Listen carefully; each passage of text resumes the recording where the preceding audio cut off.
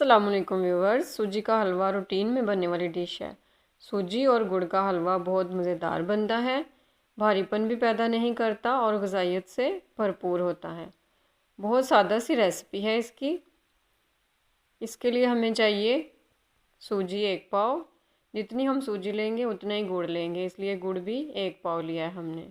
Oil 1 प्याली और शीरा बनाने के लिए हमें पानी चाहिए 2.5 से 3 कप।